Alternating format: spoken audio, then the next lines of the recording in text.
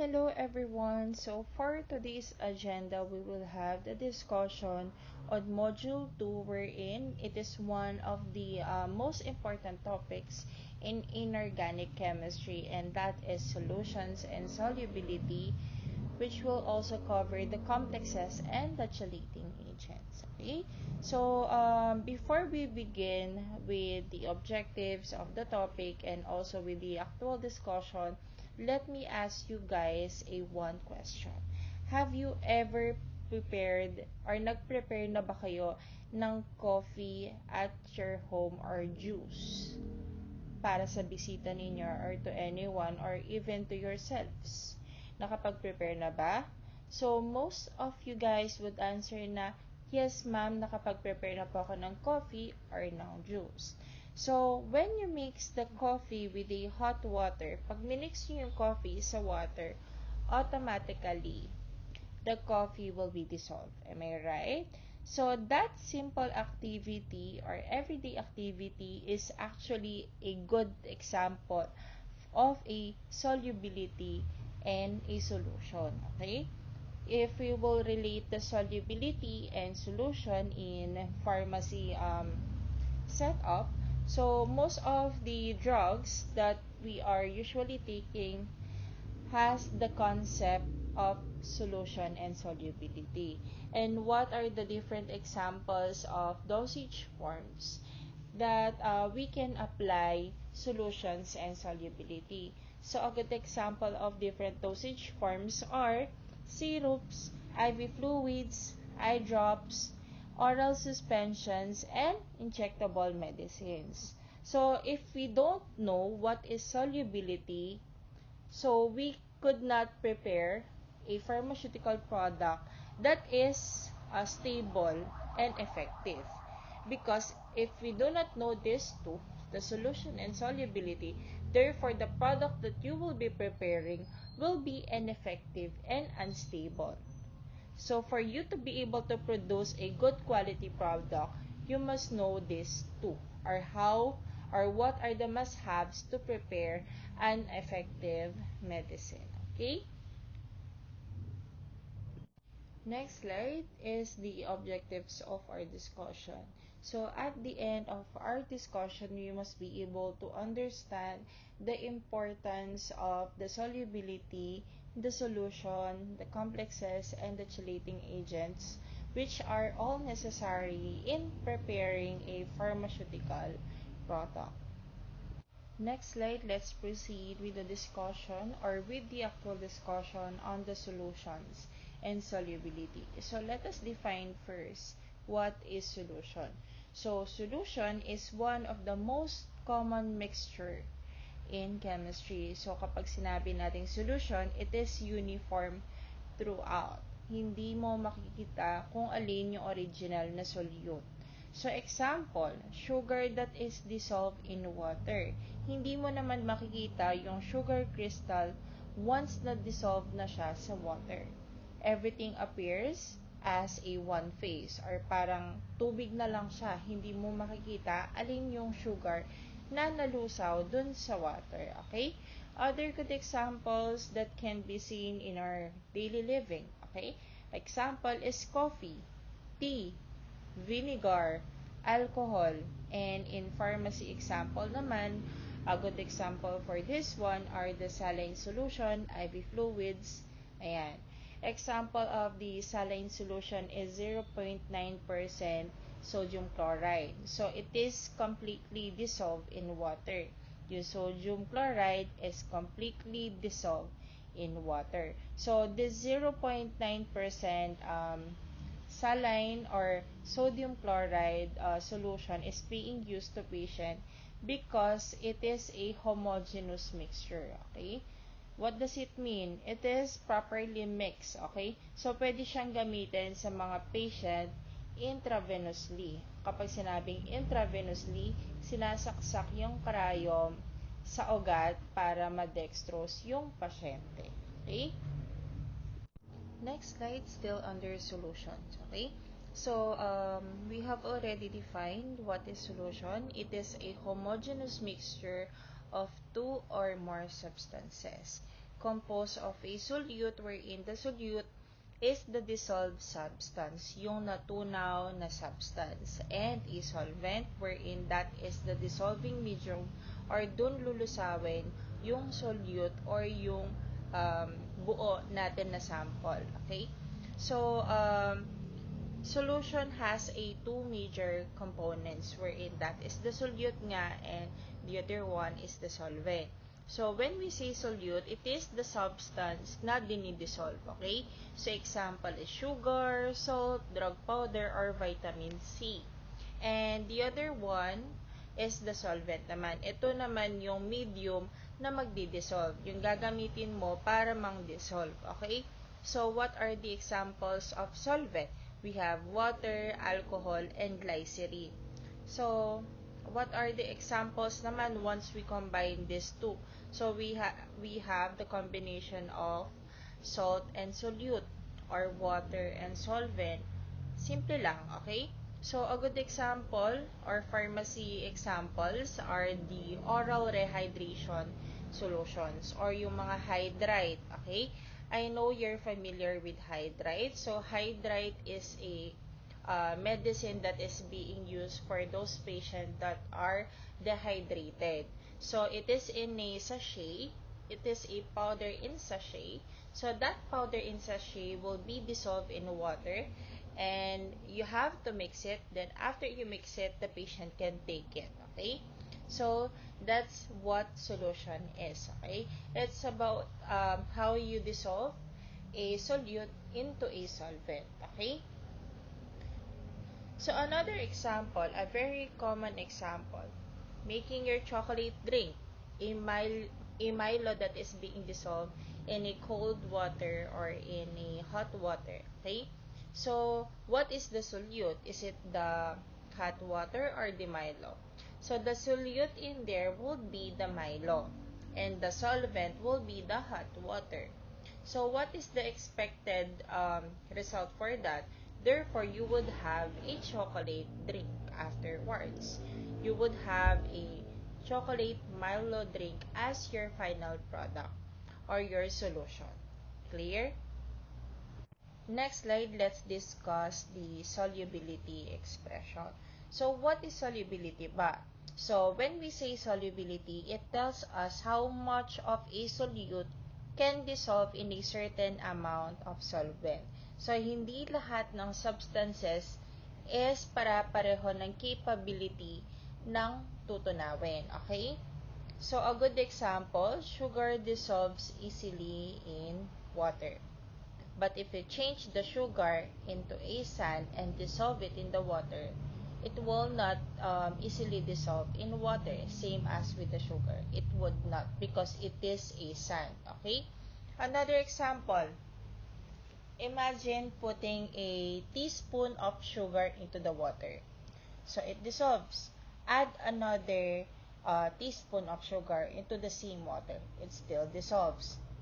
Then, after the second try, for the third try to add 10 cups of sugar to the same water that you have used, to the 2 teaspoon that you have added. Eventually, the sugar stops dissolving kasi na-meet na ng solvent mo yung maximum capacity niya to dissolve a sugar. Okay? Do you get my point? There is always a limit kung ilan yung kayang tunawin ng solvent. Okay? Pag na-meet na niya yung maximum level niya, babagal or hindi na matutunaw yung gusto mong tunawin kasi na-meet na niya yung maximum capability ng solvent na kaya niyang tunawin. Clear? It represents the maximum solubility na kasi, kaya hindi na siya matunaw-tunaw. Pwedeng pumantay na yung amount ng solute mo dun sa solvent kaya hindi na siya natutunaw. Okay? Gets? There is always a limit to every solvent kung ano yung kaya niyang tunawin or isolubilize. Okay? Copy. Next slide, let us discuss solubility expression. So, we have the three. We have the saturated, unsaturated, and supersaturated state of solution. Okay? So, let us compare these three. Okay? Kindly take note as well that these three are the most favorite questions in board exam or pharmacy board exam. Okay? So, let's start with the unsaturated. So, when we say unsaturated, there is still a room or space. More solute can be dissolved for this one, okay? So, a good example is 1 teaspoon of sugar. So, when you mix this 1 tablespoon of sugar in a water, the solution is still clear. Am I right? So, when we go to the saturated then, so it is defined as the maximum amount dissolved. So, any additional sugar that stays at the bottom is considered as saturated. So, what is the clue that the solution is saturated? Pag may nakikita ka na solute sa baba, so it means that the solution is already saturated. Na-meet na niya yung maximum amount niya na kaya niyang tunawin. Okay? The maximum amount that it can dissolve. Okay? So, the solute would probably or most commonly stays at the bottom of your solution. A good example for this one, we have stated in the unsaturated na naglagay ka lang ng 1 teaspoon. So, for the unsaturated, naglagay ka ulit ng sugar, pero hindi pa rin nawala yung sugar sa baba. So, it means, na-meet na nga ng solvent mo yung maximum amount niya to dissolve a solute. Clear? So, let's proceed with the last one wherein that is the supersaturated. So, when we say supersaturated, it contains more dissolved solute than normally possible. Okay? What does it mean? Usually prepared by heating then slowly cooling. So, this solution is unstable. One small disturbance, biglang magkakaroon ng crystallization. So, what do we mean by that? So, di ba si saturated is hindi na nga niya kayang magtunaw kasi nga nasa baba na yung solutes na natitira. So, for the supersaturated, mas maraming dissolved solute than the normal possible. But with the other technique that is being done during this one. Okay, dun sa supersaturated. So, it is usually being done by the heating process and then i-cool down.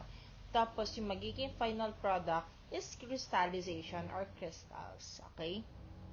Gets?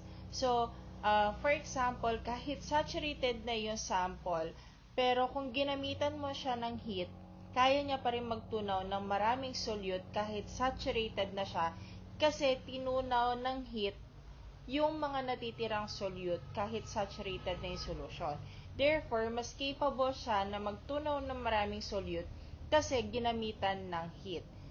Pero kapag kinul down mo yung hinihit mo na sugar or yung hinihit mo na saturated sample mo, kapag kinul down mo yon, magpo-form siya ng crystals. Kasi nga, it exceeds to the maximum capacity na mag-dissolve na, ginamitan lang ng heat, kaya magka-crystallization or para mag-harden yung mga solutes mo to form a crystals. Okay? Gets ba? So, for you to be able to easy memorize this one, when we say unsaturated, tandaan nyo na kulang pa. Kapag saturated, sakto lang. Kapag supersaturated, sobra. Okay? So, let me ask you one question. If the sugar remains at the bottom of the glass, what kind of solution is this one? Is it saturated, unsaturated, or supersaturated? What is the answer? It's a saturated solution. Pag may natirang solute sa baba ng solution mo, therefore it is a saturated. Pero kapag gumamit ka ng heat at kapag yung hinit mo na sample na may solute at solvent, ininit mo siya, tapos nag-form ng crystallization during the cooling process, therefore it is saturated. Pero pag wala kang nakitang natira dun sa baba at wala ka ring ininit at walang nabuong crystallization. Therefore, it is unsaturated. Copy. Gets? Okay. Next slide, let's discuss the factors that affects the solubility or affecting the solubility. So the first one for these factors is the nature of the solute and solvent. No? So we have one famous rule for the solubility. It is the like dissolves like. So what does it mean? Polar substances dissolves in polar solvents and non-polar substances dissolve in non-polar solvents. So what are the examples for this rule or to this solubility? So a good example is the salt and water. Are they dissolving when we mix them together? Is it a no or a yes? It's a yes. How about oil and water? Does it dissolve? Or nag-mix ba sila together? Yes or no? It's a no. Okay? Another. Oil and gasoline, do they mix together? Yes, because they have the same category of substances. Okay? So think about dishwashing. So why do we use soap? Soap has a both polar and non-polar parts. So it helps the user to remove the grease. So it helps the water remove the grease. Okay? Copy. Next, we have the miscibility. So what is miscibility? So when we say miscibility, it is the ability of the substance to mix with the other. Okay? So what do we mean by that? Immiscible and miscible. So kapag nag-mix yung two substances, therefore it is miscible. Pero pag hindi sila nag-mix together, it is considered as immiscible. What is a good example for the miscible? So we have the alcohol and water wherein they are completely miscible solution. Okay? Another example naman, we have the oil and water. Is it miscible or miscible? Immiscible. Miscible or immiscible? It is immiscible, okay? Because the other solvent is an oil or the other substance is an oil, okay? Copy. So another example, if you're eating a salad, most of you guys are or have tried eating salad. So, di ba meron dressing yung mga salad? After few minutes, nagse-separate din siya. So, bakit kaya ganon?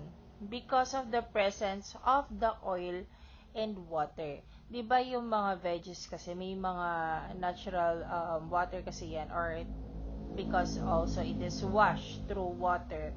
Tapos, yung mismong dressing kasi is made up or meron siyang oil. Kaya eventually, after a few minutes, makikita nyo na nagse-separate or immiscible yung mixture.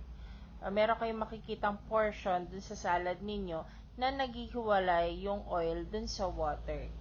Yung dressing oil at saka yung water. Tama? So, yun. Copy. Gets ba? Nakakasunod ba lahat? Okay? If di magets, i-PM si ma'am, okay? Para ma-discuss ko sa inyo. Clear? Okay.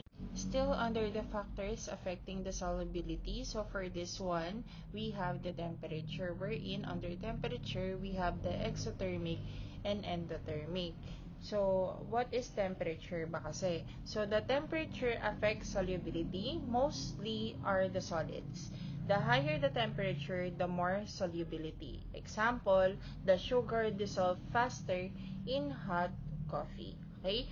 But gases behave differently because, for example, we have the cold soft drinks, more carbon dioxide dissolve. Okay?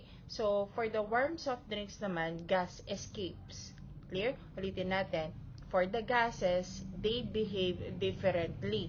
Iba yung iba yung routine niya for the gases. So, kapag cold soft drinks, more carbon dioxide that is dissolved. But for the warm soft drinks, the gas escapes. Okay? So, that's why warm soda becomes flat. Okay? Well, kapag cold naman, naka-contain yung carbon dioxide inside. Kaya kapag binuksan mo siya, may popping sound kang naririnig pag nag-open ng soda, regardless kung bottle or canned soft drinks man yan. Okay? So, one question from you guys. So, why is soft drinks more fizzy when cold? What's your answer? Why is soft drinks more fizzy when cold? Because gas is more soluble in cold liquid. Because mas maraming carbon dioxide that is dissolved inside compared to the warm drinks or soft drinks. Okay? Next, pag sinabi nating exothermic, the solubility decrease with an increase in temperature. Pag mataas yung temperature, exo, nasa labas. So, mas mababa yung solubility. Mababa ang solubility pag mataas yung temperature. So, kapag exo, nasa labas, lalabas. Kaya, mas mababa yung solubility. Kapag endothermic, endo means inside. So, mas mataas yung solubility wherein mataas din yung temperature. And kindly take note that the solubility of gas in liquid decreases with an increase in temperature. So, what are the example kapag sinabi nating exothermic?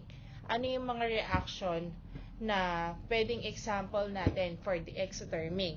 So, for example, we have the water and acid reaction. Another, campfire.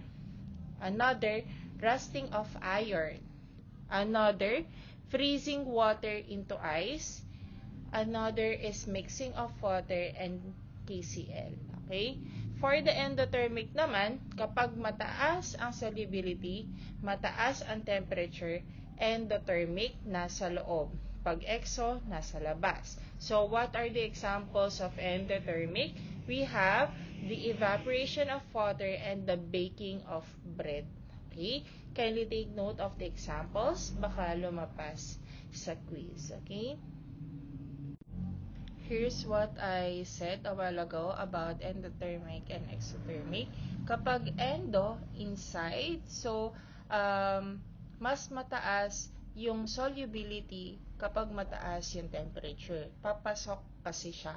Okay? So, just imagine na both solubility and temperature are in upward position yung arrow nila kapag endothermic. Endo, inside. Exo is outside. Ayan, exothermic. So, mababa yung solubility, mataas yung temperature. Therefore, the surrounding gets warmer. Okay? Mababa yung solubility, mataas yung temperature. Okay? Still under the factors affecting the solubility, so for this slide we have the pressure and particle size and surface area as the factors that affect solubility. So for the first one, we have the pressure. So pressure is associated with the Henry's law. So what is Henry's law? It is a state or a law that states that gas solubility increases with an increase in pressure and that decrease in particle size and increase in surface area. Kindly take note that particle size and surface area are always in opposite position yung arrows nila kapag ganon. Increase solubility, increase pressure, so same lagi si solubility and pressure, okay? Decrease particle size, increase surface area. So, why does it turns that way? Because our target is to enhance the dissolution of our preparation. Okay? What is the purpose of having the increased particle size? Decrease particle size, increase solubility, increase pressure, increase surface area. What is the target? To enhance the dissolution of our preparation. Okay? So kindly take note that pressure only or mainly affects gases. Only gases, okay? Pressure affects only gases, okay?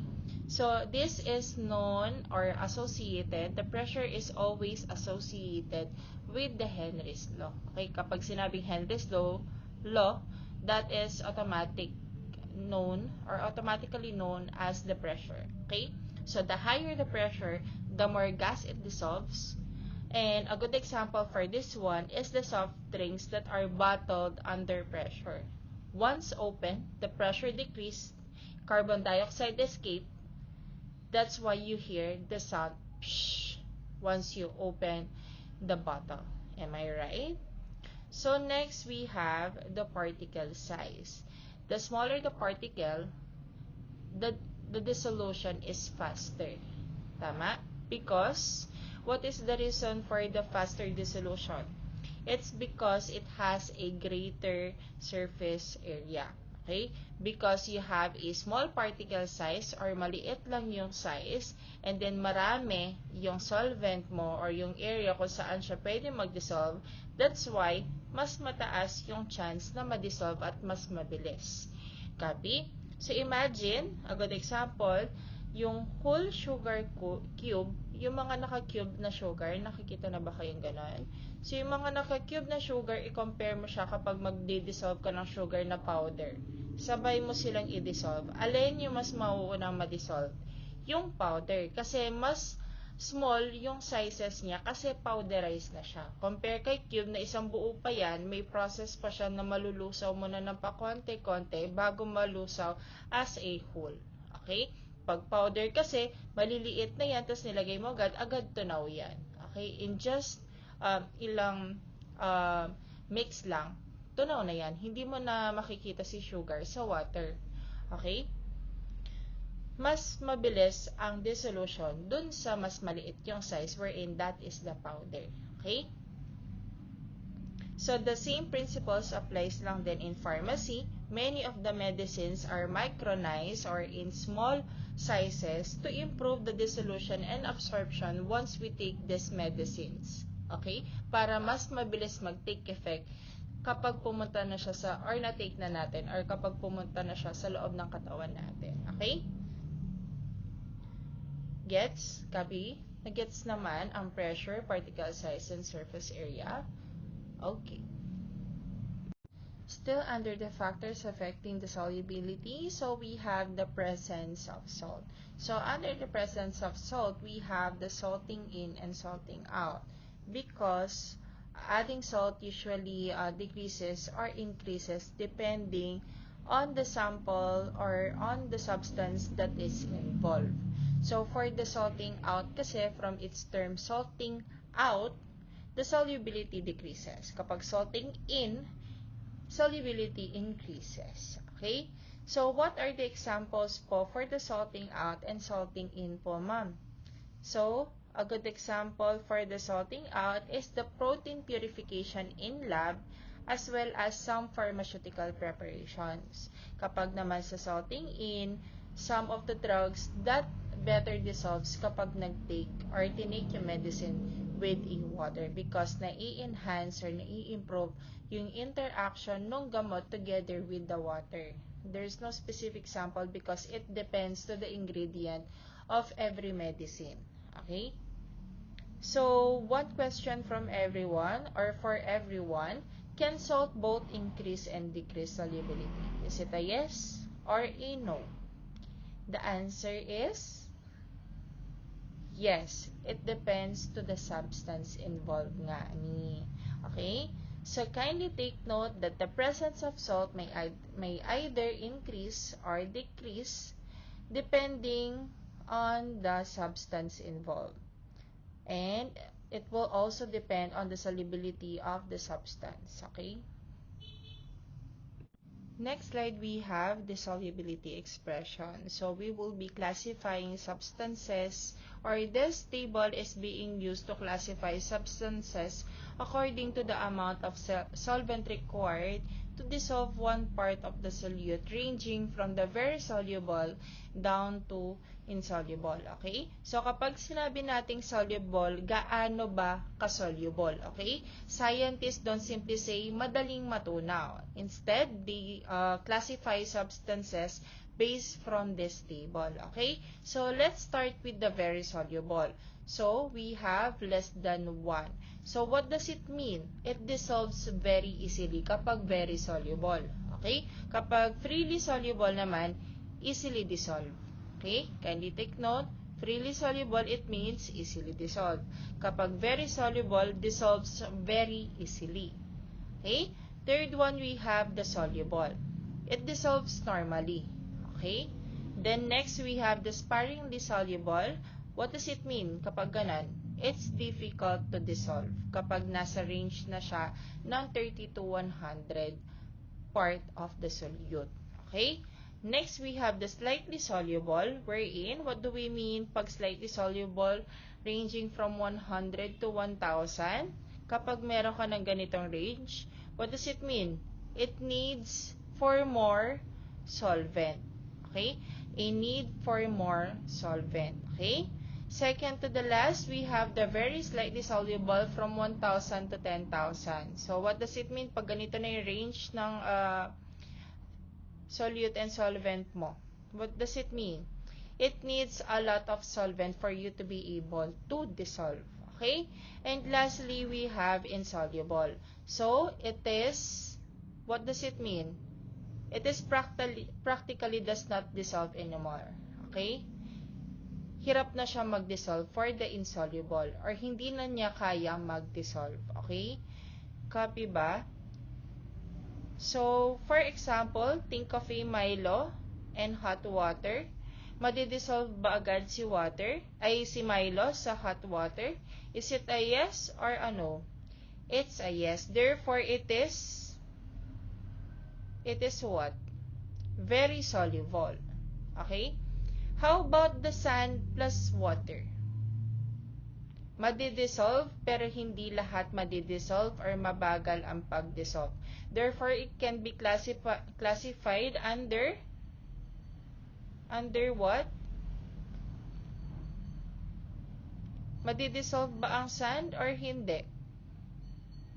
Yung ginawa natin during demonstration on activity 1 sa lab, na-dissolve ba ang sand sa water? Yes or no? It's a no. Therefore, it is insoluble. Sand plus water is insoluble. Clear? So, in terms of the practice naman or in clinical relevance naman, when the pharmacist prepare medication, they check this classification before choosing a solvent. You would know that once you reach in second year and third year, once you have already tried to prepare some preparations, you would know the proper techniques and proper solvents to be used on each preparation. Okay? So, it is much easier to dissolve if you have a compatible solvent. Okay? Yan lang. Next tayo. Next slide, we have the complexes and chelating agents. So, for this one, it is one of the important topics because it is associated with some metal poisoning. Okay? So, a good example for this heavy metal poisoning is a lead, mercury, and arsenic metal poisoning. So, these metals can accumulate inside the human body, and our body cannot simply remove these metals. So, what does the doctor do to remove these metals inside our body in case man na nakapag-take tayo ng mga metals na to or pumasok ng mga metals na to sa katawan natin? So, what will the doctor do to remove this metal inside our body? Anong gagawin niya? Papag-take niya ng chelating agents. Okay? Gets? So, imagine a criminal hiding inside a crowd. Okay? So, the police cannot easily catch him, and a chelating agent acts like a handcuff. Okay? So it binds tightly to the toxic metal so the kidney can remove it through the urine. Copy ba? So what is the purpose of the chelating agent kung ganon? To bind toxic metal so that they can be excreted from our body or to the human body. Okay? Gets ba? Gets? Okay. On this slide, we will be discussing the different characteristics for it to be considered as an ideal chelating agent. Okay? So, the first one is with higher affinity for toxic metals. So, it should bind more strongly to toxic metals than to calcium.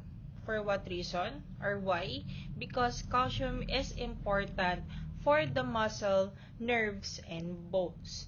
We don't want to remove we don't want kasi to remove the calcium accidentally. Okay?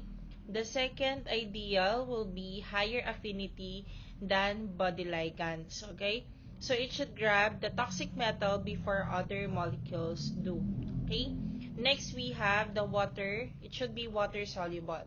So the kidneys can eliminate the complex through urine. And next, we have the correct distribution. So it should reach wherever the toxic metal is located. And the last one is the early administration, wherein the earlier the antidote is given, the better the outcome. So the main question in here is, why should not chelating agents bind to the calcium strongly?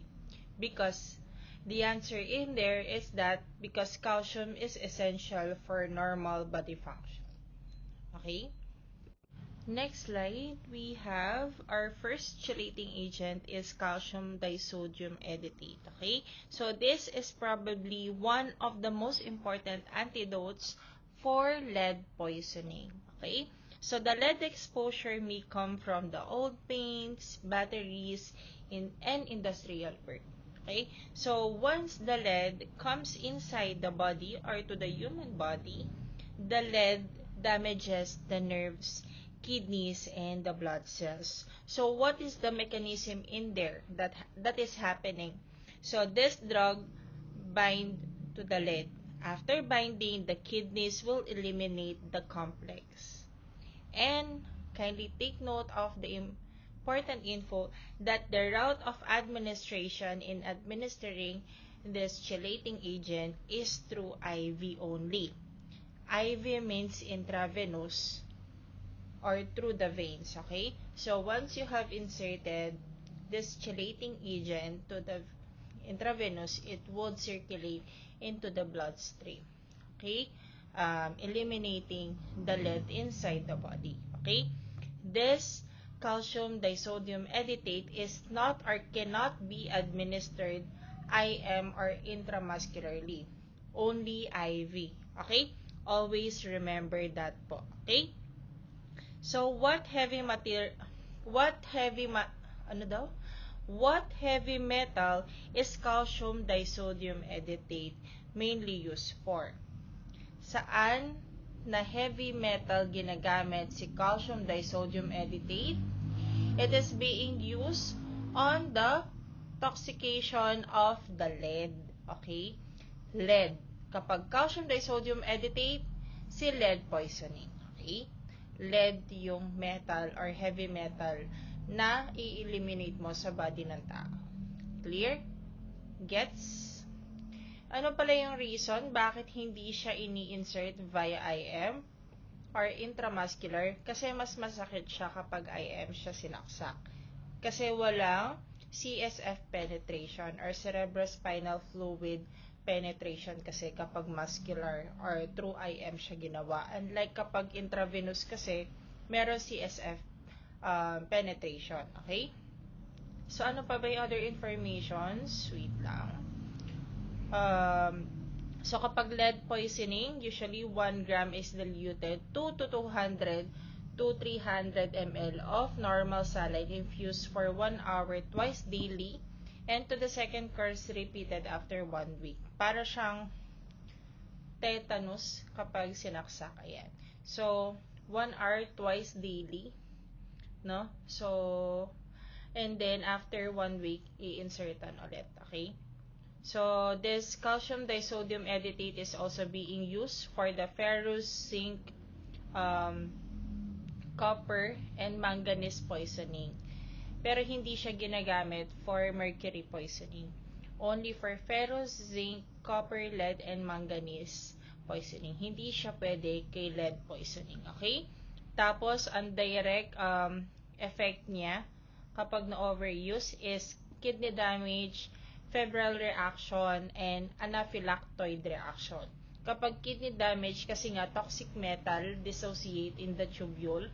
Either ways kung anong toxication yan, ferrous, zinc, copper, manganese, or lead pa yan. Kasi toxic metal sila, kaya associated siya sa tubule damaging, okay? So, it should enhance urine flow kasi. Kapag febrile reaction naman, yun yung mga chills, body ache, malaise, or tiredness. And, yun lang. Okay? Bakit hindi siya sinasaksak IM? Kasi masakit. Walang CSF penetration kapag IM sinaksak. Kaya IV lang si calcium disodium editate. Okay? Tapos, sinasaksak siya 1 gram diluted in 200 to 300 ml of normal saline to be inserted 1 hour twice daily. And the second dose or the next dose after that would be after 1 week pa. What are the other poisoning that can be treated by this calcium disodium editate? Ferrous, zinc, copper, manganese, and lead, not mercury. Okay? Copy. Next chelating agent, we have the disodium editate. So this one is mainly used for hypercalcemia, meaning hyper meaning high, diba? So hypercalcemia means there's too much calcium in the blood. Okay? So kindly take note that for this chelating agent, it is not administered rapidly. Bawal siyang madaliin kapag sinasaksak. Dapat slowly lang. Bawal siya ng rapid IV push because it could cause a tetany or tetanus. Okay? Always give this chelating agent in a slow IV infusion. Dapat dahan-dahan lang yung pag-push ng gamot pag sinasaksak na to dun sa patient. Okay? Ano yung reason bakit kailangan slow IV infusion siya? Because we're preventing to cause tetany to the patient. Okay? Slow IV lang. Okay? So, one question, which of the preparation is mainly used for lead poisoning? It is calcium disodium editate. Okay? Kapag naman merong hypercalcemia, ang ginagamit is disodium editate in a slow IV infusion. Okay? While kapag si calcium disodium editate, ginagamit siya for ferrous, manganese, and lead poisoning. Okay? Next, another chelating agent or antidote that can be used is dimercaprol. Okay? So, this drug has many uses. It treats poisoning caused by arsenic, mercury, gold, bismuth, nickel, and antimony. And it can also be combined with other chelating agents. Okay? So, for you to be able to memorize dimercaprol in easier way, dimercaprol, or think of dimercaprol as the multi-purpose chelator. Okay? Dimer, from its term dimer, many, no? So, it can be used in a lot of heavy toxic or heavy metal toxication or poisoning. Okay? It is known as a multi-purpose chelator. Okay? So, for example, meron tayo factory worker na accidentally nakapag-inhale ng arsenic. So, what the doctor did was they administered dimercaprol as part of the treatment of that patient. Okay? So, question in there, can dimercaprol can be used alone or together with the other chelators? Both yes. As mentioned a while ago, pwede siyang gamitin lang alone, pwede din siyang combined with the other chelating agents as antidote. Okay? next chelating agent is known as the penicillamine. So, do not confuse this penicillamine with penicillin. Although related sila, they are used differently naman, okay? So, this penicillamine is a degraded product of the penicillin. They are two different things, okay? So, what is the main purpose of this penicillamine? It is being used as a treatment for Wilson's disease. Okay? So, this disease causes the excess copper accumulation in the body. So, what will this penicillamine will do is that it will bind to the copper. Then, it will be allowing it to be excreted through urine. Okay? So, kapag nag-bind na yung copper sa penicillamine, pwede na siyang ma-excrete sa body through a urine. Okay? So, what is the route of this chelating agent? PO, or by mouth. Okay? Orally lang siya. Okay? Oral administration. Okay? So, ano ba to? What metal accumulates in Wilson's disease?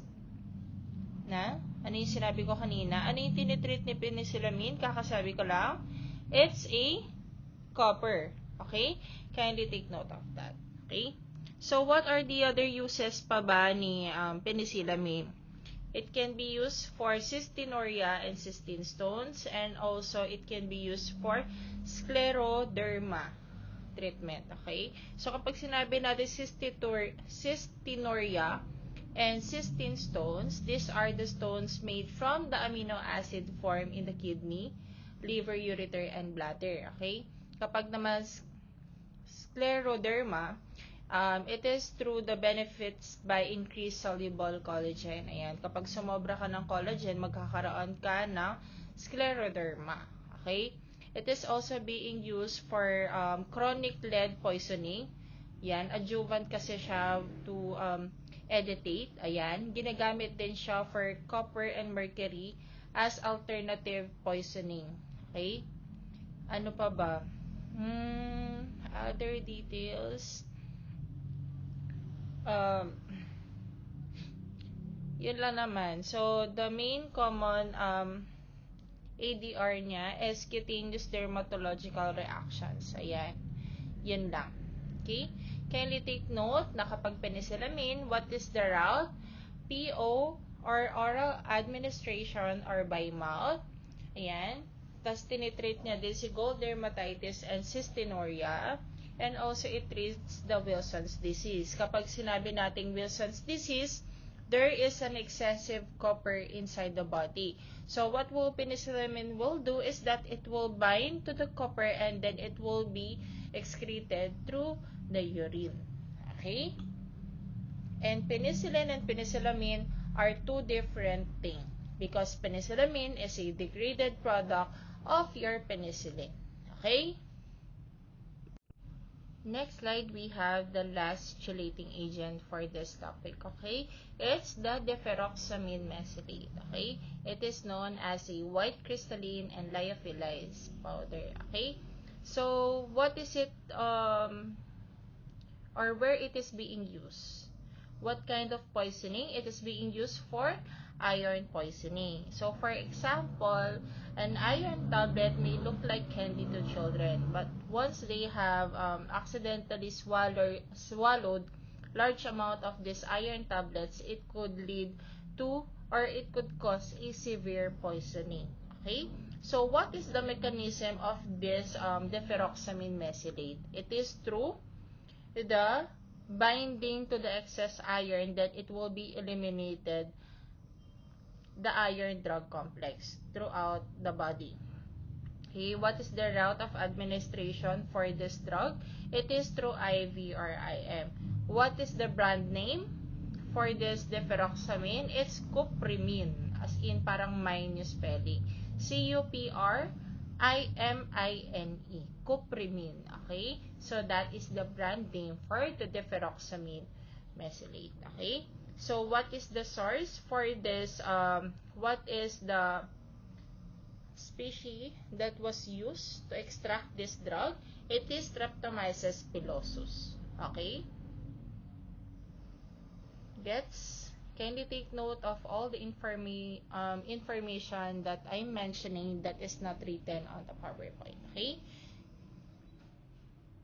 Next, let's have the discussion on the pharmaceutical aids and necessities.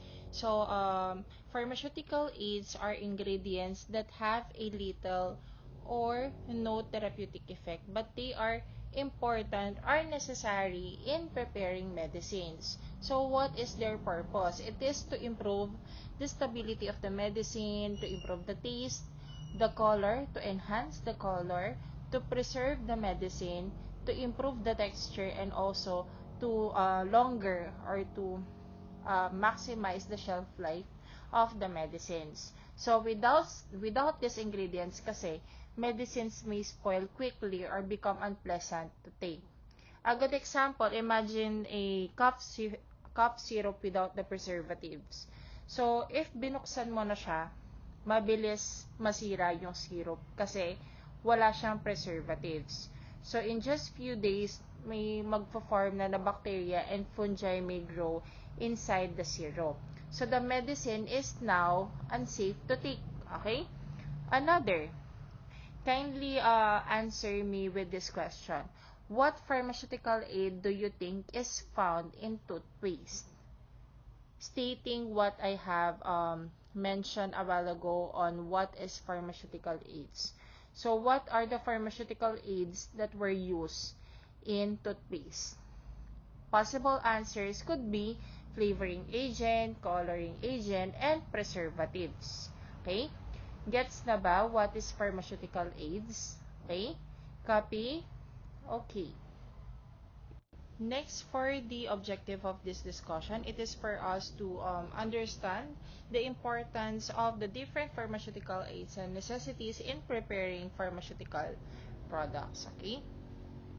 So, next slide, we have the different terms for us to better understand the next slide. So, we must be familiarized with these terms, okay?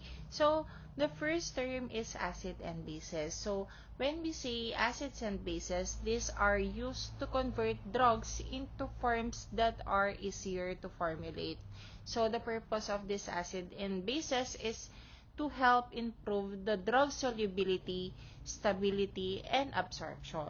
So, example, many of the medicines are available as hydrochloride or sodium salt, such as the lidocaine hydrochloride, wherein this lidocaine hydrochloride formulation is being used as an anesthesia, being used topically or through IV, yung mga ginagamit ng dentist na tinuturok.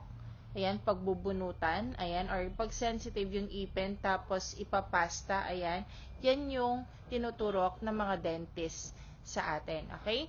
So, that is a lidocaine hydrochloride. Another example is diclofenac sodium.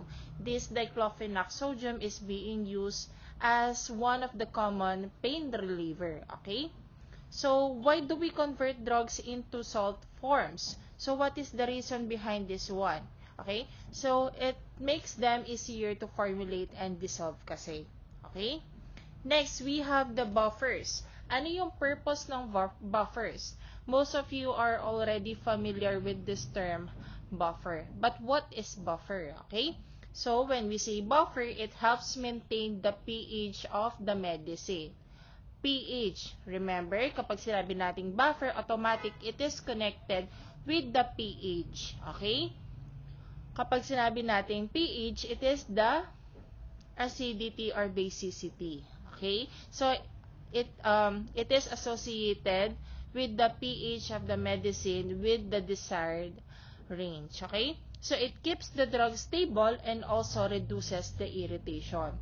So, what is an example for this one? We have the eye drops that contain buffers so that they won't sting the eyes once you use these eye drops. Okay? Another, what happens if the pH of an eye drop is too acidic? Ano mangyayari kapag acidic yung pH ng eye drop mo? Of course, it would cause a what? An eye irritation to the patient, okay? Next, we have antioxidants. Ayan. So when we say antioxidants, what does it do? Anong ginagawa niya? It protects the medicines from what? From the oxidation, which can cause drugs to lose their potency. Okay? So example, just like a sliced apple that turns brown when exposed to air. Okay? So some medicines also degrade when exposed to oxygen. Of course, anything that is exposed to the oxygen, any medicines, pansinin ninyo mag-expose ka ng tablet. After a while, may makikita kayo ng mga dot-dot. So, that what oxidation is. Okay? So, kailangan merong mga antioxidants na nilalagay sa formulation to avoid this from happening. Okay? To prevent the oxidation, of course, what you have to do is to add what? Antioxidants. Okay? Next, we have the water. And water is the commonly or primary solvent that is being used in the formulation of the medicine. Okay? So, it is commonly used in preparing syrups, injections, and oral solutions. However, pharmaceutical grade water is used instead of tap water to ensure the safety because it is being taken orally. So, anything that we take orally will go inside our body. So, hindi lang just tap water ang ginagamit sa formulation ng medicine, but we're using a pharmaceutical grade water. Okay? Social kapag formulation. Clear? So, can we use tap water in injectable medicine? Especially kapag injectable medicine, tinuturok yan sa ugat, papasok ng katawan ng tao. Sa bloodstream, ang daloy niyan, papasok sa katawan natin. So, are we going to use tap water in preparing injectable medicine? It's a no. Okay? Only purified or sterile water should be used in preparing injectable medicines. Are we clear? Okay? So, summary tayo ulit. So, kapag acids and bases, it converts drug into a suitable forms for formulation. Kapag buffer, i-maintain yung proper pH. Kapag naman antioxidants, of course, it prevents drug oxidation.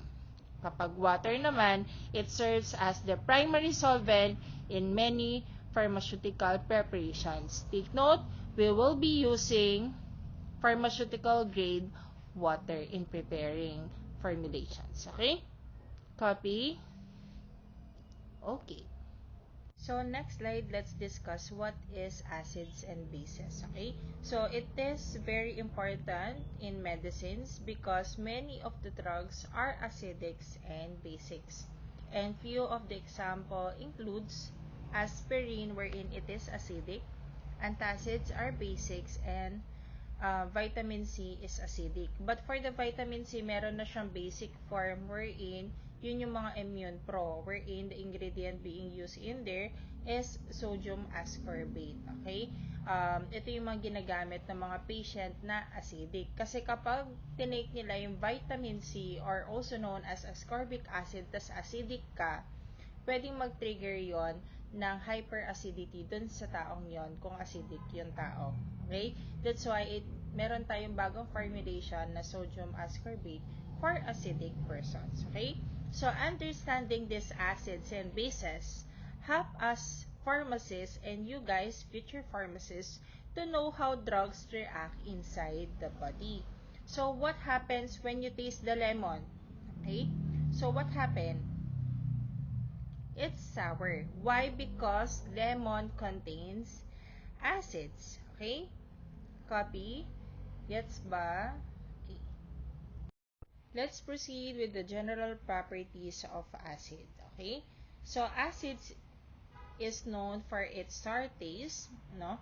It turns blue litmus into red color. It conducts electricity. And it turns colorless with phenolphthalein reagent. And it turns pink or red with the metal orange indicator.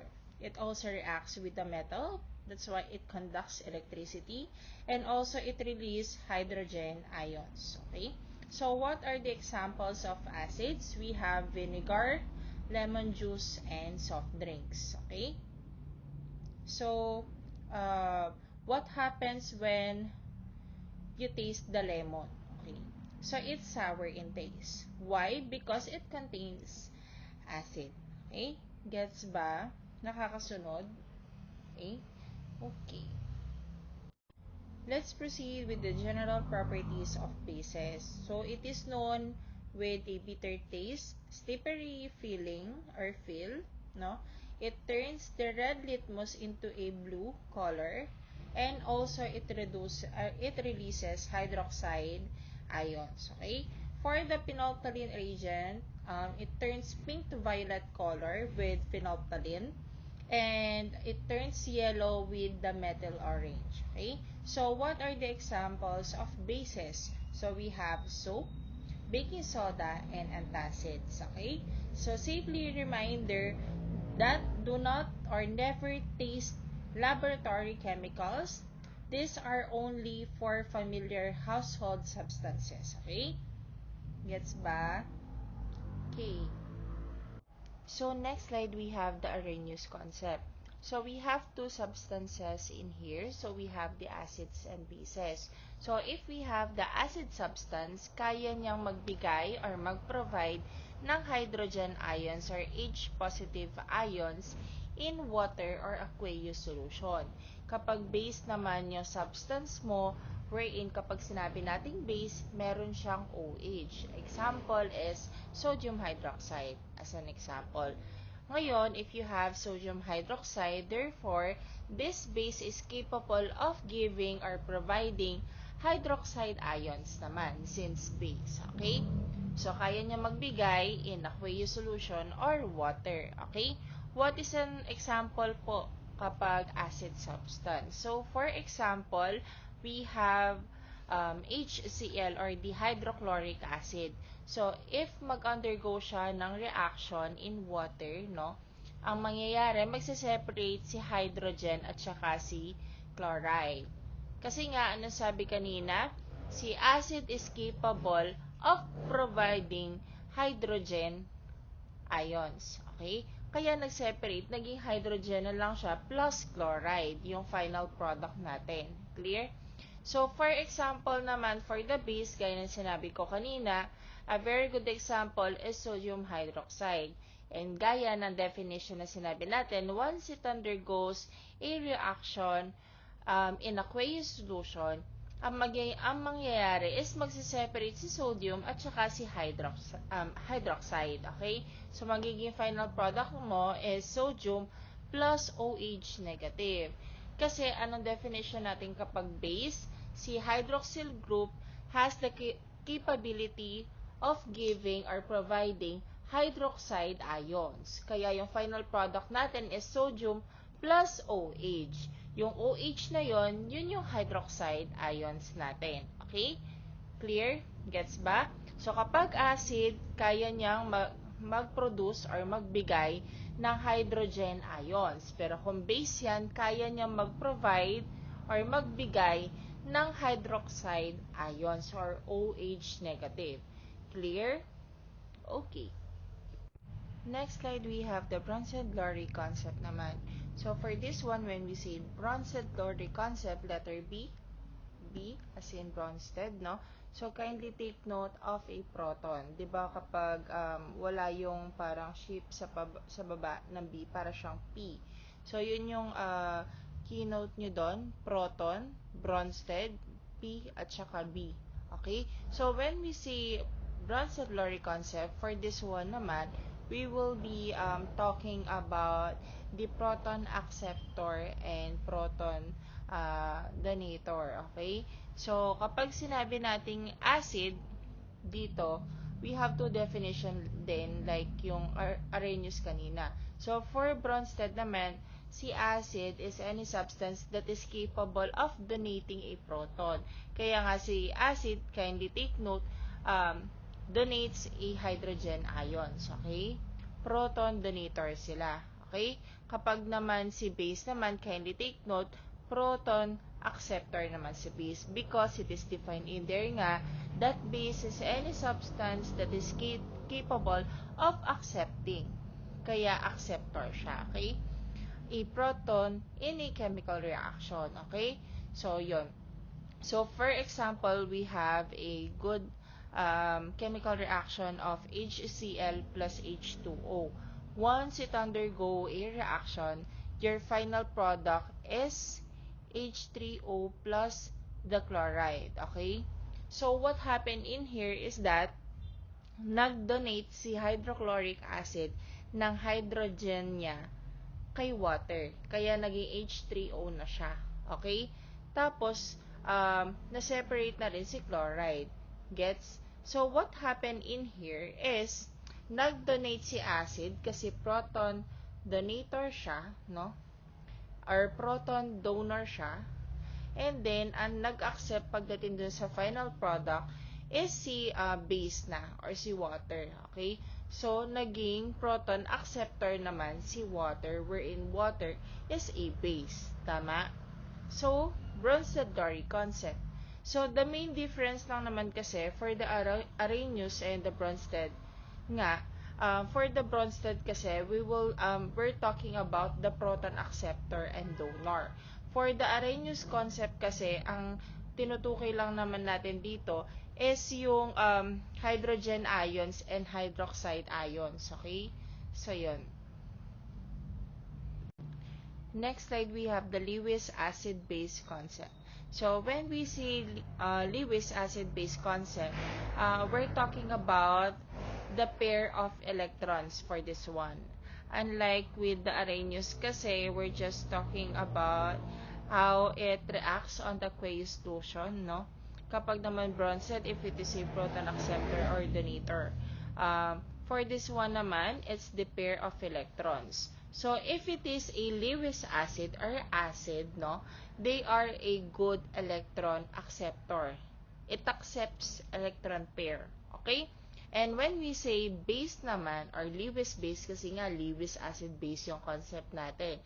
So, we call our acid and base as Lewis acid and Lewis base. Okay? So, kapag meron tayong base naman for this concept, or we have the Lewis base, therefore, it donates an electron pair. Okay? So, ganun lang siya. Next slide, we have the hard and soft acid-base concept. Okay? So, this one is also known as the person concept of acidity and basicity. Okay? So, what do we mean by this one, or this concept HSAB? Okay? So, this one will explain which acid and bases are preferred to react. Okay? So, for example, we have these different categories wherein we have the hard acids, the soft acids, the hard bases, and also the soft bases. Okay? So, these hard acids are described as small, highly charged with low polarization capability. Okay? So, what are the examples of this hard acid? So, we have hydrogen, magnesium, and aluminum. Kapag naman soft acids, they are described as large and easy to be polarized. Okay? Polarizable sila. Easily polarizable. Okay? So, what are the elements that are a good example for this soft acid? So, we have mercury and copper. Okay? So, for the hard bases naman, what are these hard bases po? So, this one are described as a small, wherein they are also electron held tightly. Okay? So, what are the elements that are examples for these hard bases? So, we have iodine, sulfur, and cyano. Okay? Or the CN. Okay? So, what is the main rule on this concept? So, we have two main rule lang naman for this one. So, the great combination for this concept is hard acid plus hard base is okay. Okay? Another set would be soft acid plus soft base is also preferred combination. Okay? So, remember nyo lang na hard likes hard, soft likes soft. Okay? So, kung hard yung base mo, kailangan hard din yung acid mo. Kung soft yung base mo, kailangan soft din yung acid mo. Okay? Kailangan similar sila. Clear? Okay. Next slide, we have the acid-base theories, wherein na-discuss na natin sila with the previous slides, okay? So, we have the three. We have the Arrhenius, the Bronsted-Lowry, and the Lewis theory, okay? So, kapag Arrhenius, kapag yung acid is kaya niyang magbigay ng hydrogen ions. And then, for base naman, kaya niyang magbigay ng hydroxide ions. Tama? Kapag Bronsted-Lowry naman, automatic, it's about the protons, okay? Kapag acid, proton donor sila, okay? Kaya nilang mag-donate ng proton, okay? Kapag naman Bronsted-base naman, they are the proton acceptor or tumatanggap sila ng proton, okay? And when we go to the Lewis theory naman, pag Lewis, ano kasi sila? They are the electron pair. Okay? So, kapag acid sila, electron acceptor. Kapag base naman, they are electron donor. Okay? Next slide, we have the different roles of acids and bases in pharmacy. So, let's discuss them one by one, okay? So, it has several important roles, and the first one is for analytical procedures. So, it is being used to identify and measure substances in medicines, okay?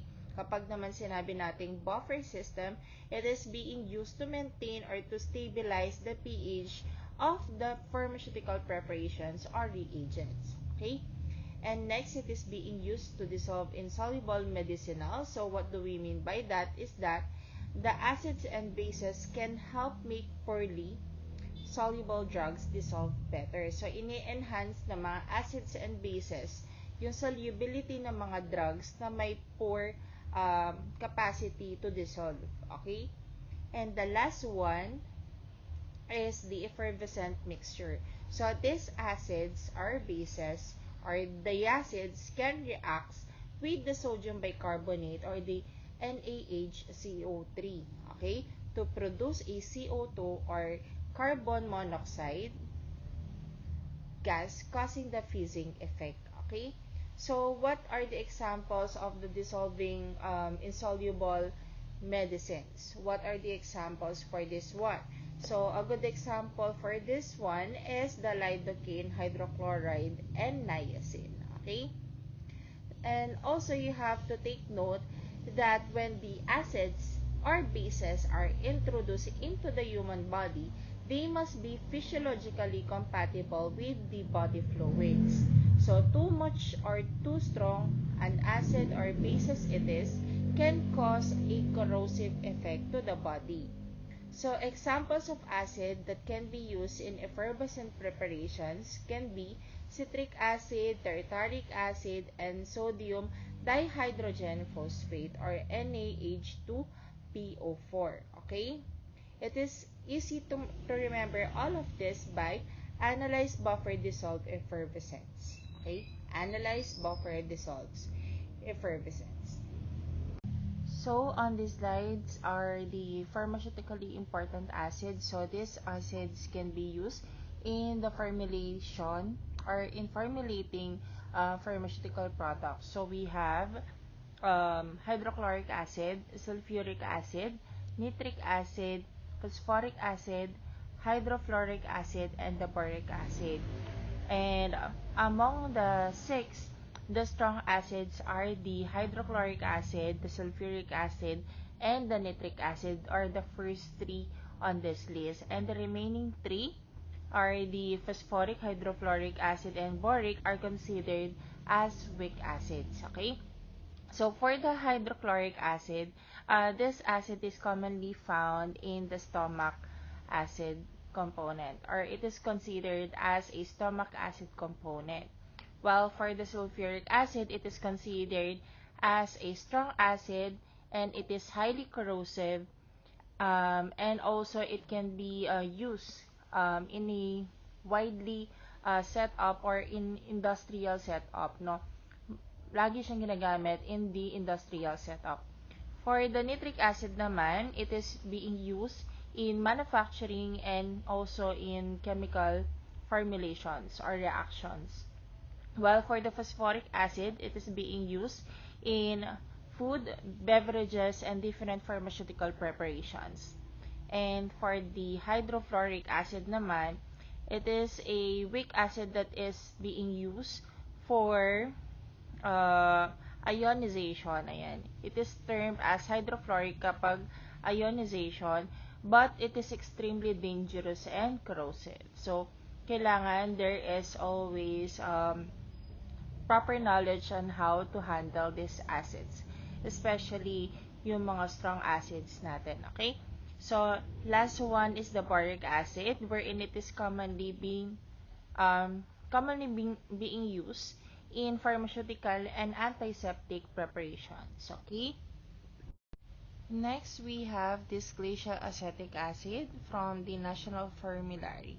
Okay, so this concentrated acetic acid, or also known in chemical formula of CH3COOH, is a almost pure kind of acid. Okay, so from its term glacial, di ba, kapag narinig natin yung glacial, parang clear, glass, di ba?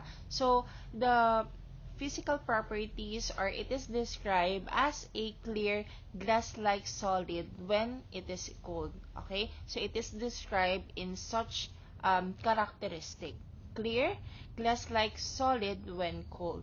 So what are the pharmaceutical uses of this acid? So it is being used to acidify. It is being used as an agent or acidifying agent to adjust the pH, and also it is being used as a solvent for fixed and volatile oils. Okay? For the therapeutic use naman, it is being used as a topical antiseptic. It is a caustic and vesicant. So, what do we mean by caustic? It can damage the tissue. Okay? And kapag naman vesicant, it can cause blister.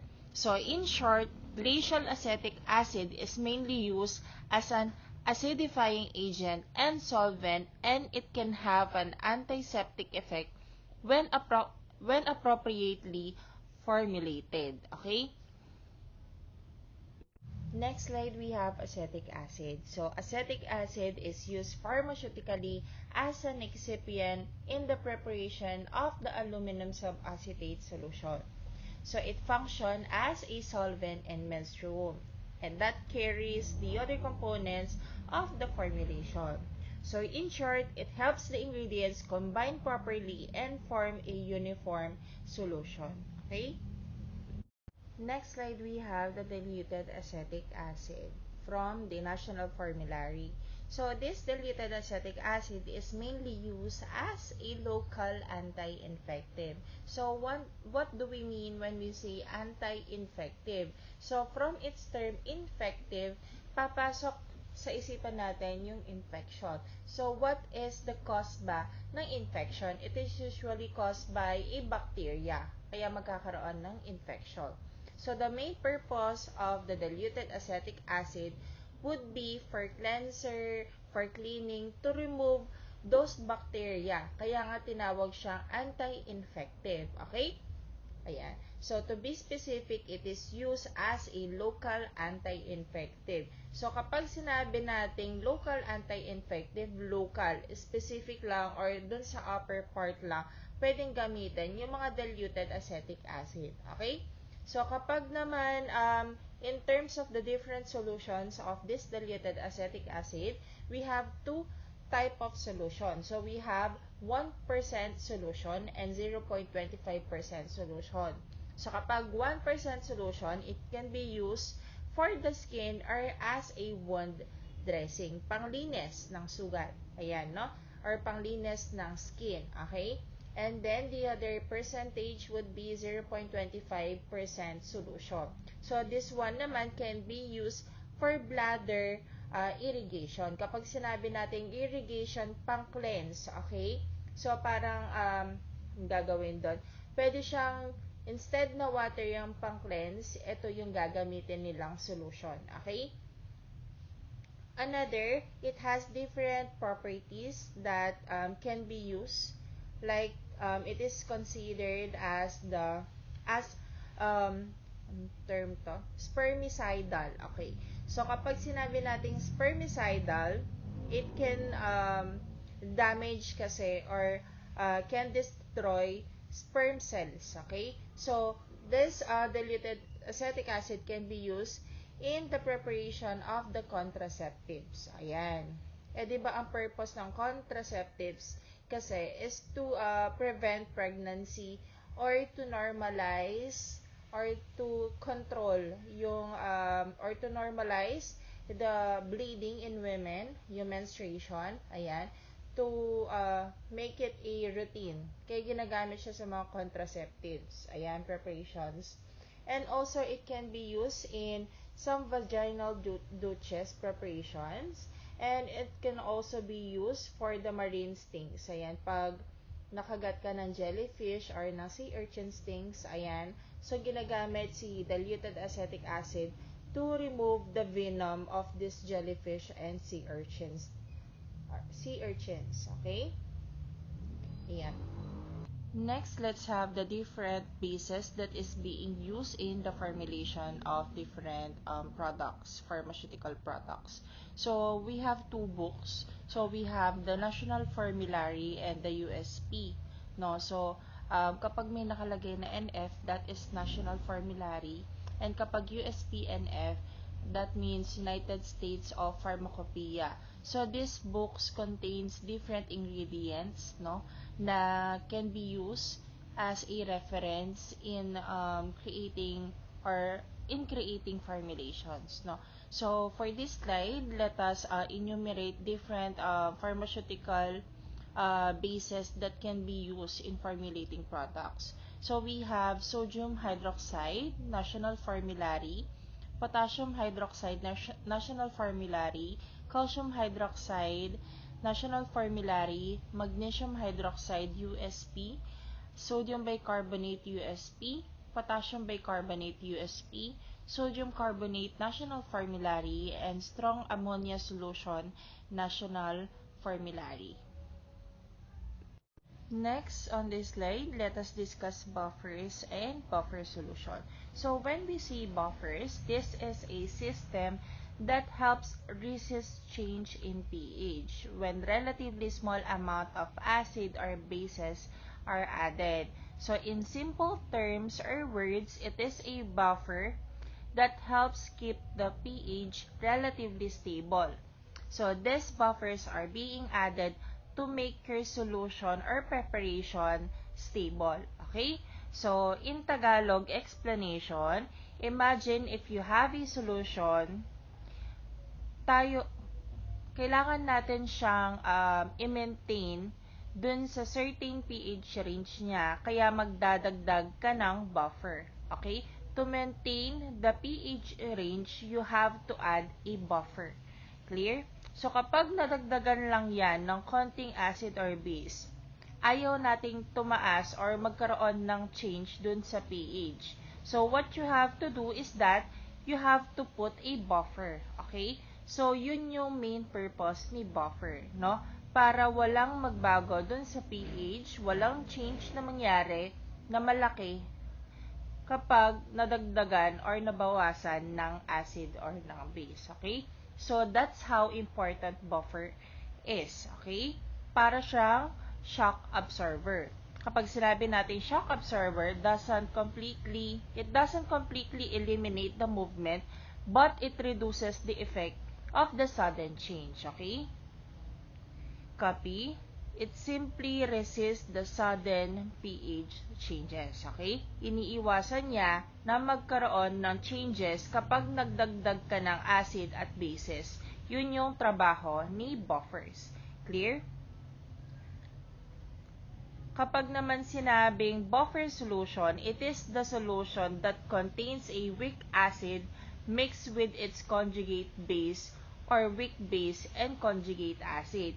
So, from its term, solution, nakaprepare na siya to be used dun sa paggagamitan mo. Solution version na siya. Okay? Nakaprepare na siya as a buffer solution. Okay? That's the difference lang naman. So, kapag sinabi kasing buffers, this is purely the ingredient pa lang. Kapag sinabi namang buffer solution, yun na yung ready to be used na siya kasi solution version naman ito. Okay? Gets ba? Next slide, we will be discussing naman on this slide the antioxidants and its MOA. So when we say antioxidants, it is being used to prevent or to slower the oxidation process on the pharmaceutical ingredients.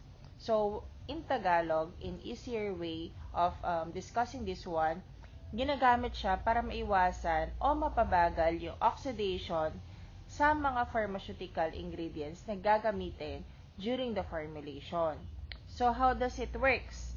So, free radical or yung reactive oxygen species or the ROS plus antioxidants would give a stability or stable product. Okay? So, kapag pinag-add yung free radical or yung nagkakos para magkaroon ng oxidation plus antioxidant, syempre maglalaban sila. Antioxidant plus oxidation radical eh. So, the result would be stable product. Magkakaroon ng stability dun sa pharmaceutical ingredient. Clear? So, what is the MOA? So, what happens nga, yun nga yung sinabi ko kanina, yung free radical or yung nagkakos ng oxidation plus antioxidant would result to the stable product. So, yun yung MOA niya. So, pinapalitan ng antioxidant yung free radical para magkaroon ng stability dun sa product. So, babalik dun sa normal oxidation rate yung meron yung product. Gets? Next slide, we have the different types of antioxidants. So, we have 3 for this one. So, the first one is true antioxidants. So, when we say true antioxidants, it directly react with the free radical.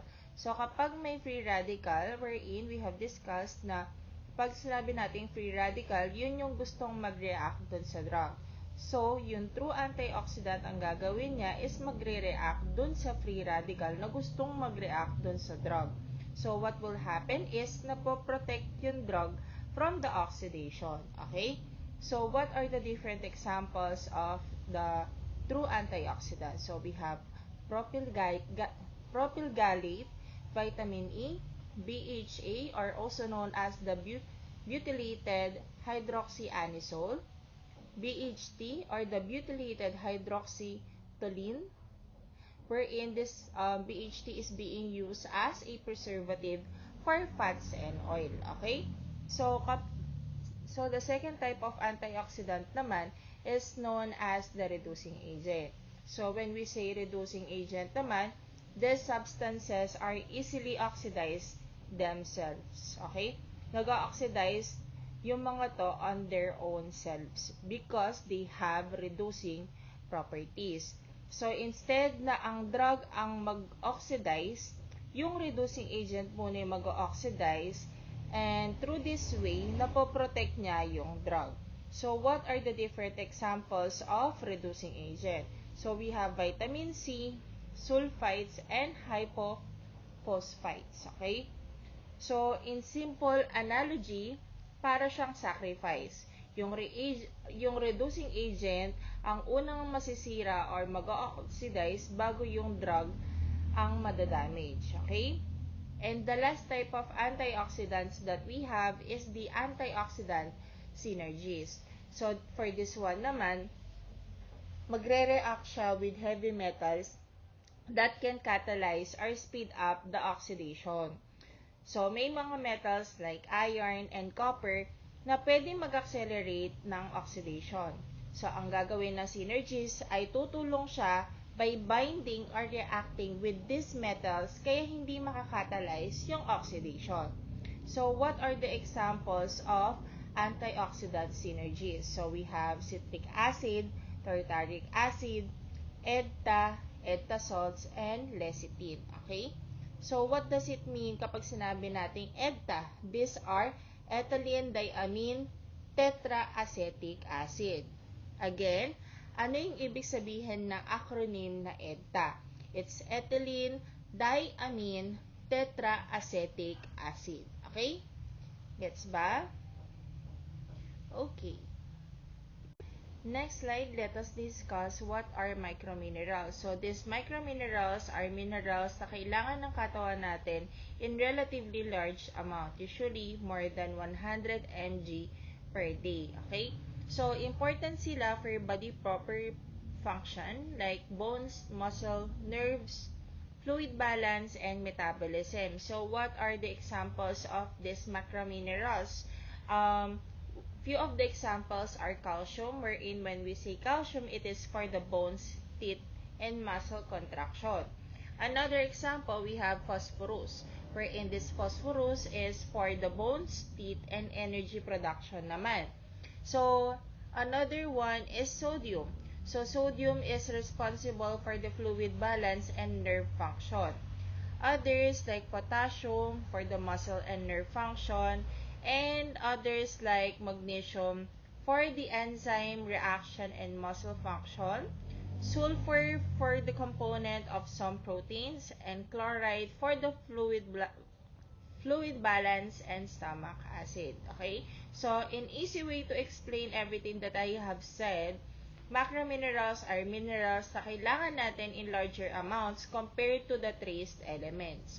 Kahit maliit lang yung requirement compared with the macronutrients like carbohydrates, kailangan pa rin natin sila or kailangan sila ng katawan natin in relatively large amounts of more than 100 mg per day. Okay? Next slide, if we have discussed macro minerals in the previous slide, for this one, it's micro minerals. So, when we say micro, maliit. Okay? So, together with the micro minerals is the trace elements. Okay?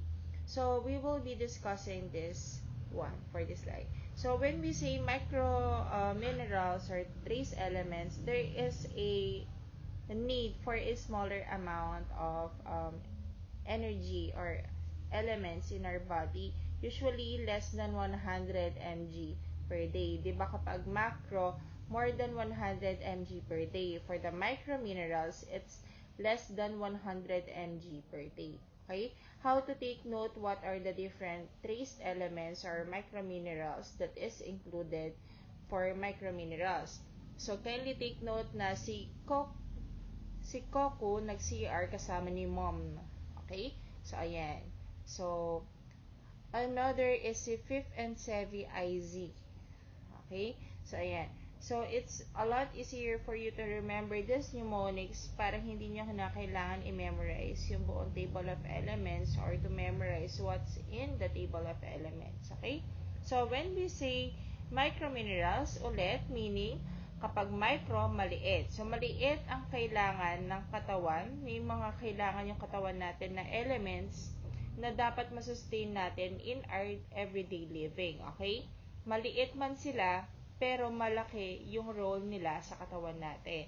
So, what are these different elements? So, we have iron, iodine, zinc, fluoride, copper, selenium, manganese, chromium, and molybdenum. Okay? So, what are the purpose of this trace elements or microminerals? So, for the iron kasi, it is very important for the hemoglobin and oxygen transport. For iodine naman, it is being needed or used for thyroid hormone production. Okay? So, for the zinc naman, it is very important for enzyme, immunity, and wound healing. Pag fluoride, it helps strengthen the teeth and the bones. For copper, it is involved in iron metabolism and enzyme function. And for selenium, it is very important for antioxidant defense. Okay? So, kapag manganese naman, involved in enzyme activity and metabolism. Pag chromium, it is associated with glucose metabolism. Kapag naman molybdenum, it helps certain enzymes function. Okay? Yan. So, yan. Next slide, let's discuss antacids. So, have you experienced a heartburn or hyperacidity after eating a spicy food? most of you would answer me, yes ma'am, we have tried or na-experience na po namin acidin, okay? So, what is the reason behind this acidity, okay? So, when we say antacid kasi, it is a medicine that is being used to neutralize the excess hydrochloric acid that is present in our stomach, okay? So, it does not stop the stomach from producing the acid, but it helps reduce the acidity that is already present sa tiyan natin, okay? Hini-help lang niya na i-reduce yung acid na meron na sa tiyan. Hindi niya i-stop yung production ng acid sa tiyan natin. Clear? So, what is the reaction that is happening on the antacid? It is the process of what? Neutralization. Okay? So, the uses of this antacid is to relieve the pain of the heartburn or the dyspepsia. Okay? It is, or the antacids are commonly available in drugstores as an OTC medicines, and other medicines are in combination preparations na. Okay? So, in Tagalog, para mas magets ng iba, mas ma-absorb ng iba, yung antacid, hindi niya pipigilan yung pag-produce ng acid natin ng hydrochloric acid. Hindi niya pipigilan yung chance sa pag-produce ng hydrochloric acid. But, ang gagawin niya is in-neutralize niya. Okay? Para siyang balancer sa tiyan. Para kung ano na yung meron sa tiyan na acid, iba-balance out niya para hindi siya mag-trigger ng heartburn or ng acid dun sa pasyente. Okay? So, what are the common examples of antacids that we have in the market? We have aluminum hydroxide, we have the magnesium hydroxide, the calcium carbonate, and the sodium bicarbonate, okay? So, all of these four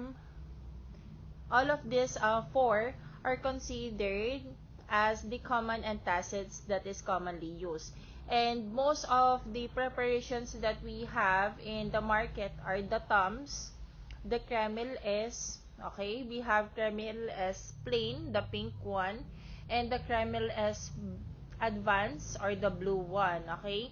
So, usually in combination na sila ng simeticone, no? Kapag Kremil S kasi, it is a combination of aluminum hydroxide and magnesium hydroxide plus simeticone. So, simeticone kasi the purpose niya is pampaotot. Eh, di ba kapag kasi ina-acid ka is parang masakit din na parang kinakabag na ewan. So, usually kino-combine nila si simeticone para i-release yung gas na din. Ayan, uutot yung pasyente. Yun na yun. Isa siya sa mga side effect kapag tinake mo si Kremil S. Okay? So, what are the other preparations of antacids ba na available in the market? We have the Gaviscon sachet and tablet. Meron din plain yan. Meron din siyang double action yung color pink. Ayan. So, may tablet na meron din yung parang liquid form, no? Na naka-sachet na pahaba. Ayan. So, those are just few of the examples that we have in the market na usually tinitake din or nai-encounter ninyo pag may mga kilala kayo na ina-acid. Okay? So, ayan. Gets ba? Okay? Pag hindi gets ha, mag-chat kay ma'am. Okay? Next, still under antacids, we have these two types of antacids. We have the systematic antacids and non-systemic antacids. So, when we say systematic antacids kasi, these are the antacids na naa-absorb sa bloodstream. So, napupunta sila sa bloodstream. Okay? So, kindly take note, systematic, system, syempre kapag system, blood. Okay? So, imagine ninyo na ganun para hindi kayo mahirapan. Okay? So, since pumapasok siya sa bloodstream, so nagsisirculate siya, pwede siyang maka-affect sa acid-base balance ng katawan kasi nga, systematic antacid sila sa bloodstream yung circulation niya. So, pwedeng mag-cause ng acid-base balance or maka-affect siya sa acid-base balance. Pwede kasing mag-cause ng metabolic alkalosis or ma-over-alkaline kasi yung state ng dugo. Okay? Kapag kasi commonly ginagamit yung mga systematic antacids. Okay? So, what is a good example of systematic antacid? A good example for this one is the sodium bicarbonate tablets, or a good example is baking soda. Okay? Commonly known as the baking soda. Okay? So, yun. Pwede siyang mag-cause ng electrolyte disturbance or ng metabolic alkalosis kapag ginagamit kasi lagi itong mga sodium bicarbonate. Okay? Unlike for the non-systemic antacids kasi, hindi siya pumupunta sa bloodstream. Okay? Hindi siya nagsisirculate doon. Kasi, for the non-systemic acid, sa tiyan lang sila kumikilos or gumagalaw. Okay? So, mas ligtas or mas safe siyang gamitin compare kay systematic antacids. Okay? And also, they are water insoluble. Okay? So, what are the examples for the non-systemic antacids? So, we have the aluminum, magnesium, calcium hydroxide. Okay? Aluminum hydroxide, calcium hydroxide, magnesium hydroxide. All of these three are considered as an examples of non-systematic antacids. Okay? So, yung mga Kreml S natin, Gaviscon, ayan, Toms, they are all non-systematic antacid. Okay?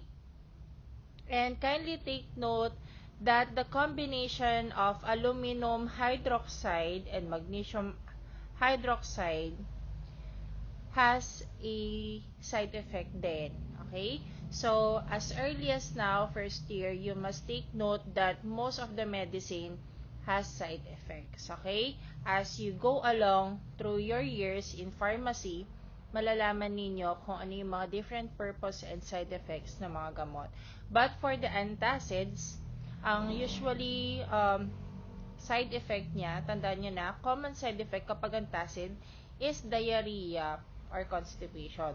Kapag sa aluminum, it causes constipation. Pero kapag sa magnesium, common side effect niya is diarrhea. Okay? Aluminum, constipation, magnesium, diarrhea. So, kapag pinagsama mo yung aluminum and magnesium, nababawasan yung side effect nila to each other. Kaya kapag pinag-combine siya, like yung combination ng Kreml S and Gaviscon, nalilesen yung side effect ng constipation and diarrhea. Clear? Gets ba? Kasi nga, kinombine. Okay?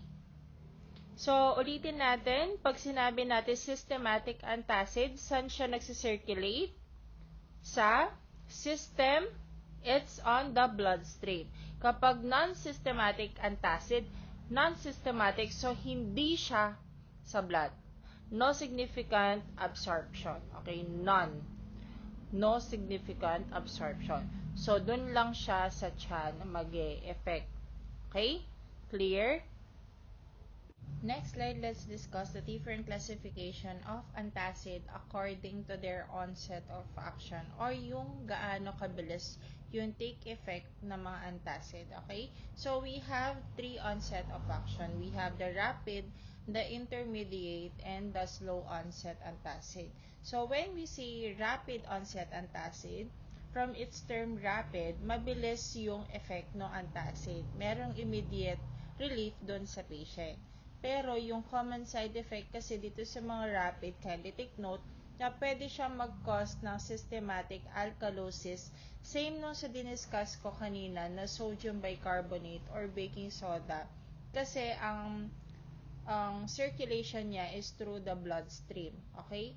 So, may automatic na expected side effect siya na systematic alkalosis with the overuse, kapag na-overuse siya. Okay? So, three of the examples for the rapid onset antacids is the magnesium hydroxide, magnesium oxide, and calcium carbonate. Okay? So, kindly take note kapag nakapag-rapid onset antacid, relief right away. Okay? Rapid, relief right away. Okay? Next, we have the intermediate onset antacid. So, when we say intermediate, so it is a good acid neutralizing effect. Okay? sakto lang yung effect niya na marirelieve agad. Hindi din siya super bagal na mag-take effect na kind of antacid, okay? Pero ang common side effect niya is um, for magnesium content antacid, ang common side effect niya is diarrhea. Kapag naman calcium ingredient antacid naman, calcium alone lang ha, it's constipation or rebound acid. Okay? So, what are the examples of this intermediate onset antacid? So, we have magnesium aldrate and the magnesium carbonate, okay? Or the magnesium hydroxide, okay? So, when we say intermediate onset antacid, middle speed, sakto lang, no? Hindi siya super bilis na effect, hindi din siya super bagal na effect na antacid, okay? So, the last one is the slow onset antacid from its term slow. So, yung pag-take effect niya is very mabagal compared to the two na rapid and intermediate. Okay? It will take minutes for it to take effect. Okay? So, one of the examples for this one is the aluminum hydroxide alone without combination with the other antacids, okay? Kapag aluminum hydroxide alone, it is considered as a slow onset antacid, okay? So, yung pag-effect niya is very long-lasting action, no? And the common side effect for this aluminum hydroxide or slow onset antacid types are or is constipation. Okay? So, kapag sinabi nating slow onset antacid, they are steady but slow or taking a slow effect. Okay? Copy. Okay. Next topic natin is laxative. So, what is laxative? So, laxative is a medicine that promotes bowel movement and relieves constipation. So, in Tagalog, kapag hirap dumumi yung pasyente, pwedeng bigyan ng doktor yung pasyente ng laxative para makapag-poops yung pasyente. Okay? So, what are the different types of laxative? Kindly take note of this one, guys. Okay? So, we have bulk-forming laxatives, we have osmotic laxatives, we have stimulant laxative, and lastly, we have the lubricant laxative. Okay? So, if you have a patient that is or have a difficulty in having a bowel movement for several days, okay? So, he may be prescribed with a laxative. So, the main question in there is that, should laxative be used every day without a doctor's advice? Pwede mo bang i-take yung laxative every day kahit hindi piniprescribe ni doc? So, the answer for that is a no, of course. Kasi, if you constantly taking, or if the patient is constantly taking laxative, it could lead to the dehydration kasi and electrolyte imbalance. And, kindly take note that the main purpose of laxative is to relieve constipation lang. So, ginagamit lang siya kapag kailangan, okay? Hindi every day, okay? And usually, ano tawag dito, share ko lang, ginagamit yung laxative dun sa mga elderly na prone sa heart attack. Kasi 'di ba kapag nagpo-poops ka, normally na nagpo-poops ka, usually you push your poop. You're making a pressure for you to push your poop na lumabas, tama? So, kapag prone kasi yung pasyente na atakihin, especially the elderly, they are commonly be prescribed with a laxative. Kasi kapag gumamit ka ng laxative, without pushing your poops, lalabas siya naturally. Okay? Mafe-feel mo na lalabas siya parang um, smoothly siyang lalabas. Okay? So, usually, kasama siyang piniprescribe sa mga gamot ng mga elderly. Ganun siya. Okay? Pero, hindi naman siya everyday piniprescribe. Okay? Ayun. So, yun lang. Next, we have the astringent. So, astringent naman is a substance that causes the contraction of the body tissue. So what does it mean? So it helps reduce the secretion and provides a protective effect. So in Tagalog, kapag sinabi nating astringent, ito yung nagpapaliit or nagpapahigpit ng mga tissue. Example, zinc compounds and aluminum compounds. So, maglagay tayo ng everyday example. So, some of the facial toners, yung mga ginagamit ng mga girls, facial toners, ayan, have a mild astringent. Tingnan niyo yung mga labels ng mga toners ninyo. May nakalagay na astringent doon. So, it contains a mild astringent properties because it tightens the pores. Kaya ka nga gumagamit ng toner, mga girls, kasi gusto nating lumiit yung mga pores natin sa mukha, okay? Another clinical example, bigay tayo, no?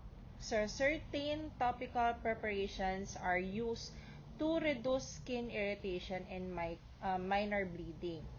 So, main question or usually tinatanong about astringent is that, what is the main action or MOA of astringent?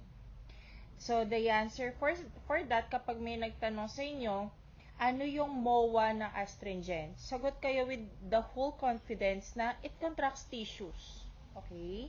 So, ganun nyo siya sagutin with full confidence na it contracts tissues. Okay? Ulitin natin, kapag sinabing laxatives, it helps the patient with their constipation. Kapag astringent, it tightens or it contracts the tissues para lumiit yung pores. A good example is a toner. Okay? For the laxative, a good example for that, we have Bisacodil brand Dulcolax. Okay? Clear? Okay. Next tayo. Next slide, we have the antiperspirant and deodorants. So, most of us are misconfusing the two. Okay? So, they are two different deodorant, and they are two different roll-ons that we can use in our daily living. So, what is the difference between antiperspirant and deodorant? So, when we say antiperspirant, okay, so kino-close niya yung sweat ducts wherein yun yung nagpo-produce ng sweat. Sweat ducts nga ni, okay? So, i-close niya yung mga sweat ducts wherein dun lumalabas yung mga pawis, okay? So, nagkakaroon ng formation ng plug via protein precipitation process. Okay? So, kapag naman sinabi natin deodorants, from its term deo, to remove the smelly odor on our underpit. Okay? Gets? Kapag deo, amoy, tatanggalin natin yung nangangamoy sa kilikili. That's why it is defined as reducing or removing the bacterial flora of the skin. Yung bacteria kasi na yon, or yung bacterial flora na nasa skin, yun yung reason bakit may namumuong sama ng amoy. Okay? So, hindi sama ng panahon, no? It's sama ng amoy. Okay? That's why it is deodorant. Okay? Gets? Okay? So, kapag antiperspirant, kino-close yung sweat ducts na nagpo-produce, bakit pawisin yung ating underpits. Okay? Kapag naman deodorants, tatanggalin niya yung masamang pamumuo ng amoy sa kilikili, kaya siya tinawag na deodorants. Kasi, papatayin niya or tatanggalin niya or i-reduce niya yung bacterial flora na nasa skin na reason bakit merong bacterial decomposition process yung deodorants. Okay? Gets? Yun yung panglaban sa amoy kapag deodorants. Kapag antiperspirant, yun naman yung panglaban natin sa pagpapawis. Clear? So, ano yung common na ingredient na ginagamit kapag antiperspirant? The most common ingredient, kindly take note, is aluminum salt. Okay? Kapag antiperspirant. Gets? Yeah. So that ends our discussion for the module 2. I hope na-gets nyo naman. If meron kayong mga hindi pa din magets or nalito kayo or nahirapan kayo intindihin through this video discussion, you may chat me, email me with my AUF email, or you can go to me pag nag-meet tayo during lecture or lab hours so that I can help you understand kung aling part ng discussion yung di na gets, okay? So that ends our discussion. Thank you for listening. Bye-bye!